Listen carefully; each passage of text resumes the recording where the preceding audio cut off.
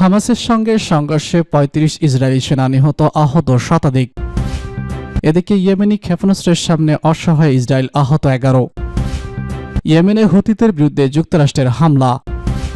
Poland গেলে নেতানিয়াহুকে গ্রেপ্তার করা হবে। সর্বশেষ জানিয়ে দিব প্রথমবারের মতো বিক্ষোভের মুখে আহমেদ আল শারা, নেপথ্যে নারী অপহরণ। হামাসের সঙ্গে সংঘর্ষে ৩৫ ইসরায়েলি সেনা নিহত, আহত শতাধিক। গাজার উত্তরে জাবালিয়া শরণার্থী শিবিরে দীর্ঘদিন ধরে অভিযান চালাচ্ছে দখলদার ইসরায়েলি বাহিনী। সম্প্রতি সেখানে হামাস ও ইসলামী জিহাদ প্রতিরোধ বাহিনীর সঙ্গে সংঘর্ষে শতাধিক ইসরায়েলি সেনা হতাহত হয়েছে বলে জানিয়েছে দেশটির গণমাধ্যম। ইসরায়েলি গণমাধ্যমের প্রতিবেদনে বলা হয়েছে, জাবালিয়া শরণার্থী শিবির এবং এর আশেপাশের এলাকায় ফিলিস্তিনি প্রতিরোধ বাহিনীর সঙ্গে সংঘর্ষে অন্তত ৩৫ জন ইসরায়েলি সেনা নিহত এবং শতাধিক সেনা আহত হয়েছে। এছাড়া ইসরায়েলি সেনাবাহিনীর দেওয়া তথ্য অনুসারে গাজার উত্তরে জাবালিয়া শরণার্থী শিবিরে ৭০% ঘরবাড়ি সম্পূর্ণ ধ্বংস হয়ে গেছে। দখলদার সেনারা ৯৬ ফিলিস্তিনি নাগরিককে জাবালিয়া শিবির ছেড়ে যেতে বাধ্য হয়েছে বলেও প্রতিবেদনে উল্লেখ করা হয়েছে। ইসরায়েলি বাহিনী ২০২৩ সালের ৭ অক্টোবর থেকে অবরুদ্ধ গাজার একটি গণহত্যামূলক আগ্রাসন চালিয়ে যাচ্ছে। এই আগ্রাসন শুরু হয় হামাসের ঐতিহাসিক অভিযানের প্রতিক্রিয়ায়, যা ফিলিস্তিনিদের উপর দখলদারের বাড়তে থাকা অত্যাচার নিপীড়নের জবাব হিসেবে পরিচালিত হয়। এরপরে ইসরায়েল গাজার উপর সম্পূর্ণ অবরোধ আরোপ করে এবং গঠনমূলক নির্মূল অভিযান শুরু করে।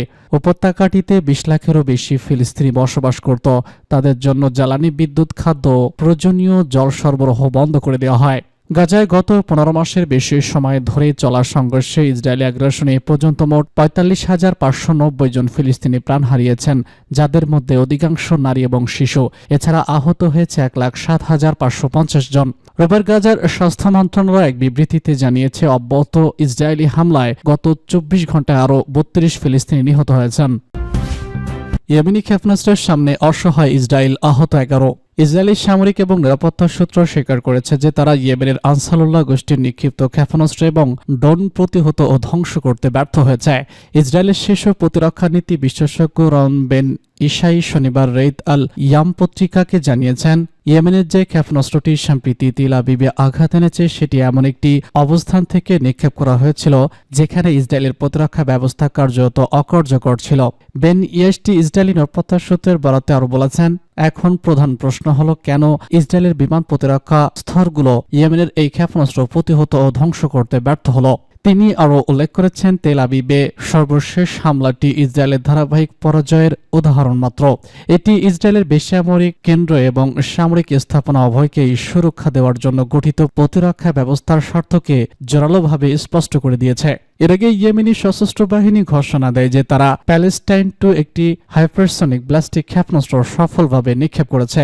এটি অধিকৃত ইয়াফার এবং ইসরায়েলি সামরিক স্থাপনায় আঘাত এনেছে। এই হামলাটি ফিলিস্তিনের সংঘাতের প্রতি সমর্থন এবং গাজা চলমান গণহত্যার প্রতিক্রিয়ায় পরিচালিত হয়েছে। ইয়েমেনি সশস্ত্র বাহিনীর মুখপাত্র ব্রিগেডিয়ার জেনারেল ইয়াইয়া সারি শনিবার নিশ্চিত করেছেন যে অভিযানটি তার লক্ষ্য অর্জন করেছে। এ সময় তিনি ইসরায়েলের বিরুদ্ধে ইয়েমেনের সামরিক পদক্ষেপ অব্যাহত রাখার প্রতিশ্রুতি পূর্ণ ব্যক্ত করেছেন। তিনি জানান, এই অভিযানটি প্রতিশ্রুত বিজয় ও পবিত্র জিহাদের মঞ্চ ধাপের অংশ। তিনি আরও জানান যে ক্ষেপণাস্ত্রটি নির্ভুলভাবে লক্ষ্যবস্তুতে আঘাত এনেছে, কেননা ইসরায়েলি বাহিনী এটি প্রতিহত করতে ব্যর্থ হয়েছে। এদিকে দখলদার ইসরায়েলি বাহিনী স্বীকার করেছে যে তারা ইয়েমেনের থেকে উৎক্ষেপিত ক্ষেপণাস্ত্রটি প্রতিহত করতে ব্যর্থ হয়েছে। ক্ষেপণাস্ত্রটি তেল আবিবে আঘাত আনে, যার ফলে উল্লেখযোগ্য ক্ষতি সাধন হয়। ইসরায়েলি গণমাধ্যম জানায়, ক্ষেপণাস্ত্র আঘাতের স্থানে আগুন ধরে যায় এবং বেশ কয়েকজন আহত হন। মেডিকেল সূত্রের বরাতে ইসরায়েলি গণমাধ্যম জানায়, এই হামলায় দখলদার বাহিনী অন্তত ১১ জন সদস্য আহত হয়েছেন। তেল আবিব থেকে উত্তর আশদোদ পর্যন্ত এলাকায় সাইরেন বাজানো সত্ত্বেও ইসরায়েলের আয়রন ডোম এবং হেভিড স্লিং বিমান প্রতিরক্ষা ব্যবস্থা ক্ষেপণাস্ত্রটি থামাতে ব্যর্থ হয়। দখলদার পুলিশের বিবৃতিতে ক্ষেপণাস্ত্রটির তেল আবিবে আঘাতে এবং এর ফলে দৃষ্ট ক্ষতির কথা নিশ্চিত করা হয়েছে। তারা জানায়, এই ব্যর্থতার কারণে নির্ধারণের জন্য একটি তদন্ত শুরু করা হবে।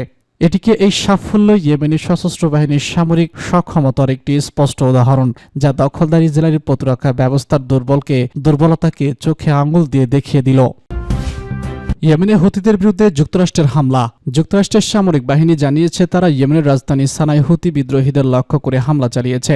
একটি ক্ষেপণাস্ত্র মজুত স্থাপনা এবং একটি কমান্ড এবং কন্ট্রোল সাইট সহ বেশ কিছু লক্ষ্যে হামলা চালানো হয়। খবর আল জাজিরার। ইউএস সেন্ট্রাল কমান্ড জানিয়েছে হুতিদের কার্যক্রম ব্যবহৃত এবং তাদের হামলা প্রতিহত করতেই এই অভিযান চালানো হয়। এদিকে এক সিনিয়র হুতি কর্মকর্তা যুক্তরাষ্ট্রের এই হামলাকে সন্ত্রাসী হামলা বলে উল্লেখ করেছেন। হুতি সংগঠনের সুপ্রিম রিপাবলিকান কাউন্সিলের সদস্য মোহাম্মদ আলী আল হুতি বলেছেন, আমেরিকান সন্ত্রাসবাদী হামলা এই অঞ্চলে অনাচার এবং অপরাধ প্রবণতা আরও বাড়াচ্ছে। এই কর্মকর্তা বলেছেন, ইয়েমেনে সন্ত্রাসী হামলা চালানো হলেও গাজার প্রতি আমাদের সমর্থন বন্ধ হবে না। সামাজিক মাধ্যম এক পোস্টে সেন্ট্রাল সেন্টকম সামাজিক মাধ্যমে এক পোস্টে লিখেছে, এর আগে লোহিত সাগর, বাব আল মান্দবে এবং এডেন উপসাগরে মার্কিন বাহিনী এবং বাণিজ্যিক জাহাজে হামলা চালিয়েছে ইরান সমর্থিত হুতি বিদ্রোহীরা। অপরদিকে বৃহস্পতিবার ইয়েমেনের হুতিদের বিভিন্ন টার্গেটে বোমা হামলা চালিয়েছে ইসরায়েল। সানার কাছে অবস্থিত একটি বিদ্যুৎ কেন্দ্রেও হামলা চালানো হয়। ইসরায়েলি বাহিনী হামলায় কমপক্ষে 9 জন নিহত হয়। এর আগে ইয়েমেনে একটি ক্ষেপণাস্ত্র ছোড়া হয়, যদিও সেটি ভূপাতিত করার দাবি করছে তেল আবিব। ইয়েমেনে হামলার পর হুতি নেতারাও সতর্ক করা হয়। ইসরায়েলকে লক্ষ্য করে হুতিদের ক্ষেপণাস্ত্র হামলার পরই পাল্টা হামলা চালায় ইসরায়েলি বাহিনী। মূলত গাজায় যুদ্ধ শুরু হওয়ার পর থেকেই নিয়মিত যুদ্ধবিরতি পাল্টে হামলা চালাচ্ছে উভয় পক্ষ।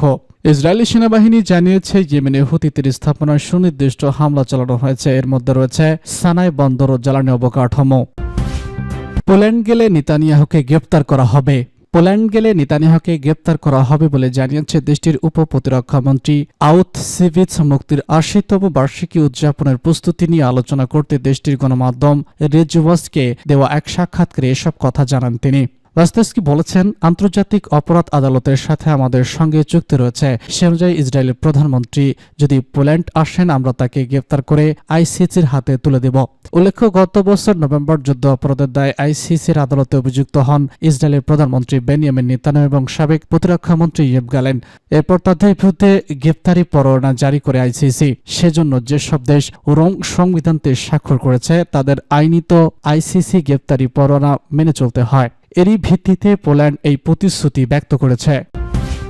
প্রথমবার বিক্ষোভের মুখে আহমেদ আল শারার নেপথ্যে নারী অপহরণ। সিরিয়ার বাশার আল আসাদ সরকারের ক্ষমতাচ্যুত হওয়ার প্রথমবারের মতো বিক্ষোভের মুখে পড়েছেন হায়াত তেহরি শাম নেতা আবু মোহাম্মদ আল জোলানি নামে পরিচিত আহমেদ আল শারা। স্থানীয় গণমাধ্যম সানার প্রতিবেদন অনুযায়ী রোববার সকালে সিরিয়ার আলেপ্পো শহরে এই বিক্ষোভ ঘটে। বিক্ষোভের কারণ ছিল এইচটিএস বাহিনী কর্তৃক বেশ কয়েকজন নারীর অপহরণ। এই নারীরা তাদের স্বামী এবং পরিবারের অন্যান্য সদস্যদের এইচটিএস এর আটক কেন্দ্র থেকে মুক্তি দেওয়ার দাবি করেছিলেন। এরপরই তাদের অপহরণ করা হয় বলে জানা গেছে। অপহৃতদের পরিবারের সদস্যরা রাস্তায় নেমে আহমেদ আল শারার কাছে নারীদের মুক্তির দাবি জানান। একই সঙ্গে তারা এই বলে স্লোগান দেন যে অপহৃত নারীর মুক্তি না দিলে পরিস্থিতি আরও অবনতি হয়ে উঠবে। বিক্ষোভ চলাকালীন পরিস্থিতি সহিংস হয়ে ওঠে এবং বিক্ষোভকারীদের সঙ্গে এইচটিএস বাহিনীর সংঘর্ষ হয়। এই বিক্ষোভকারী সিরিয়ার নেতা আহমেদ আল শারার বিরুদ্ধে প্রথমবারের মতো সংগঠিত হয়েছে, যিনি সম্প্রতি একাধিক সশস্ত্র বাহিনীকে নেতৃত্ব দিয়ে সিরিয়ার বাশার বিরুদ্ধে অভিযান পরিচালনা করেন, যার ফলে গত ৮ ডিসেম্বর সাবেক প্রেসিডেন্ট বাশার আল আসাদ সরকারের পতন হয়।